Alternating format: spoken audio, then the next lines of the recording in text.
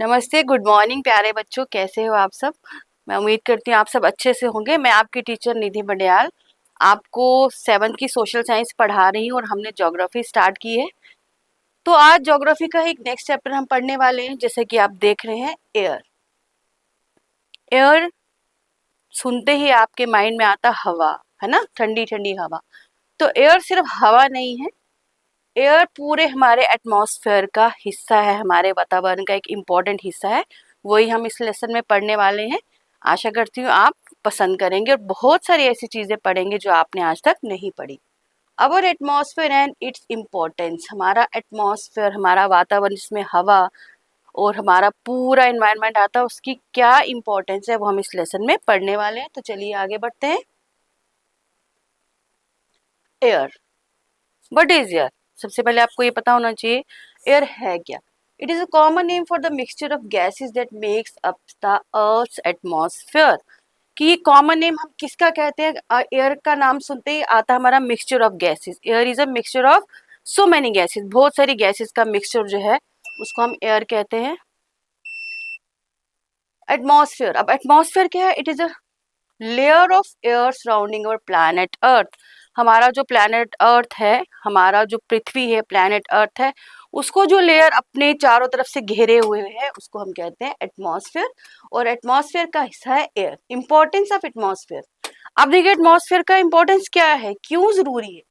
All living beings, जितने भी living beings हैं, जो लिविंग थिंग्स हैं, इंक्लूडिंग प्लांट्स, एनिमल्स, इंसेक्ट्स, ये सभी living things on this earth depend on the atmosphere for their survival. वो अपने सर्वाइवल के लिए किस पे डिपेंड करते हैं? एटमॉस्फेयर पे।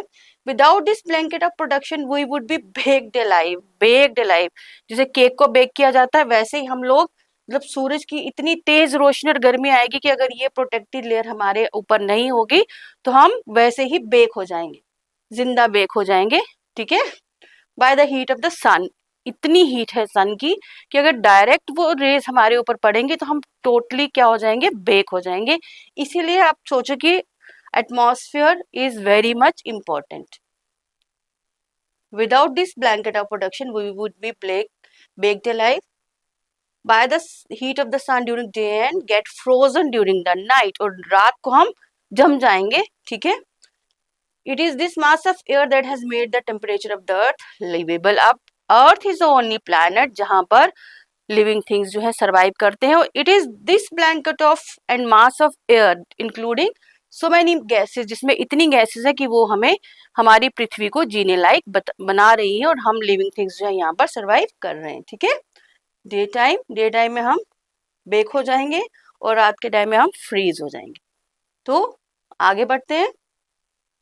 Introduction to atmosphere. एटमॉस्फेयर की इंट्रोडक्शन पहले आपको पता होना चाहिए। Atmosphere is the huge blanket of air around surrounding earth. Huge blanket है एयर का जो पूरे अर्थ को घेरे हुए है। दिस इनविजिबल शील्ड, और ये इनविजिबल शील्ड, अगर आप ऐसे ऊपर देखें आपको कोई शील्ड नहीं दिखाई देगी। कोई ऐसा नहीं है कोई छतरी बनी हुई है जो शील्ड बनी है जो आपको दिखाई देगी। ये इनविजिबल शील्ड है जो हमें प्रोटेक्ट करती है harmful UV radiations from the sun. सूरज, गरम गरम सूरज जो हमें रोशनी देता है, हीट देता है, उसकी अल्ट्रावायलेट जो रेडिएशंस हैं वो बहुत हार्मफुल होती हैं प्यारे बच्चों। अगर वो डायरेक्ट हमारी स्किन के ऊपर पड़ेंगी, हमारी स्किन जल जाएगी, हमारा फेस जल जाएगा। और इसीलिए आजकल हम लोग सनस्क्रीन लगाते हैं। सनस्क्रीन वर्ड आपने सुना होगा, आपकी, अभी आप छोटे हैं, आपके घर में जरूर आपकी मदर, सिस्टर लगाती होंगी। ठीक है, तो सनस्क्रीन क्यों जरूरी है? कि ये सन की यूवी रे से आपको प्रोटेक्ट करती है, which could otherwise damage our skin and eyes also. The atmosphere also acts as a temperature regulator, keeping Earth's temperature within the range that allows plants and animals to thrive। Atmosphere एक temperature regulator का भी काम करती है, वैसा temperature balance करती है जिसकी वजह से हम प्लांट्स एंड एनिमल्स जो है वो थ्राइव करते हैं, यानी अपनी लाइफ जी सकते हैं। Without it our planet would be too hot.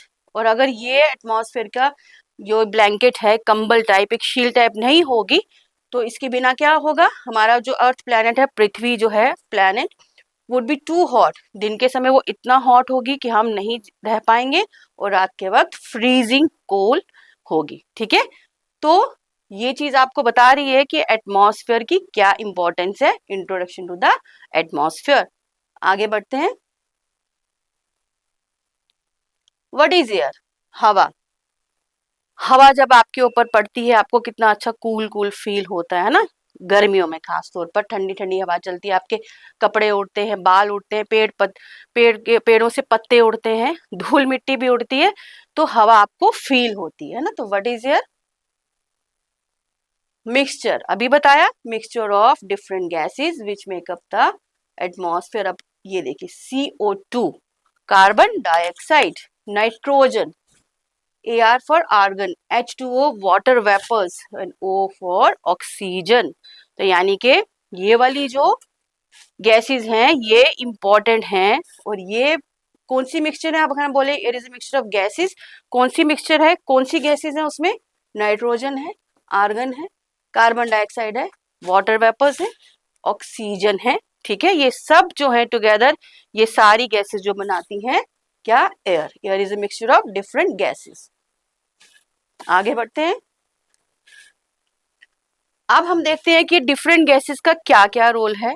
और सबसे पहले आ जाती है ARGON, आर्गन। ठीक है, argon makes up just under 1% of air. सिर्फ ये 1%, जो अगर हवा में जितनी गैसेस हैं उनका 1% क्या है? आर्गन है। It is a noble gas and inert. अब नोबल गैस, अगर आप बड़ी क्लासेस में आप पीरियोडिक टेबल पढ़ेंगे, जितनी भी गैसेस हमें हमारी पृथ्वी पे पाई जाती हैं उनको डिफ्रेंशिएट किया गया, उनको कॉलम वाइज पीरियोडिक टेबल में रखा गया है। और उसमें नोबल गैसेस वो होती हैं जो इनर्ट होती हैं, ज्यादा एक्टिव नहीं होती और बहुत कम मात्रा में पाई जाती हैं। ठीक है, तो ये है noble gas, which means that it doesn't react with other chemical. Noble मतलब जो किसी के साथ लड़ाई झगड़ा नहीं करेगा, अपने आप में मस्त रहेगा, वो नोबल ही कहलाता है इंग्लिश में, है ना। यानी वो हम बोलते हैं he is a noble man, he is a Nobel person, यानी वो अच्छा इंसान है। तो लाइकवाइज ये भी नोबल गैस है क्योंकि ये किसी और के साथ रिएक्ट नहीं करती और ना किसी केमिकल के साथ रिएक्ट करती है। ठीक है, तो ये 1% है ऑफ द एयर कॉम्पोजिशन। आगे चलते हैं। Water vapour, H2O। Water vapours chemically, water का क्या फॉर्मूला है? H2, दो एटम्स हाइड्रोजन के और एक ऑक्सीजन का, दो हाइड्रोजन के और एक ऑक्सीजन का H2O। The amount of water vapour in the air is always changing. अब कितना वाटर वेपर के अमाउंट है ऊपर हवा में, ये हमेशा चेंज रहता है, सर्दियों में, गर्मियों में, एटमॉस्फेरिक प्रेशर से, ये सब चीजें जो है वाटर वेपर्स का पैरामीटर बदलता रहता है। This is due to the water cycle. Water cycle आप पढ़ चुके हैं। ठीक है, थोड़ा सा क्विक रिवीजन देती हूँ। वाटर जो एक साइकिल में जो है वो घूमता रहता है। ठीक है, वेपर्स की शेप में वाटर जाता है एटमॉस्फेयर पे, क्लाउड्स बनते हैं, जब क्लाउड्स कंडेंस होते हैं, ठंडे होते हैं, तो बारिश आती है, वही पानी वापस आता है। ठीक है, किसी भी फॉर्म में, रिवर्स में, लेक्स में वो पानी आता है। फिर वो due to heat of sun and pressure वो फिर वाटर वेपर्स की शेप में ऊपर जाता है। तो ये साइकिल घूमता रहता है। और हवा में कितने वाटर वेपर्स की कितनी क्वांटिटी है, कितनी इंटेंसिटी है, that depends upon the water cycle. Water is involve in all of the earth system as either a solid, liquid और गैस।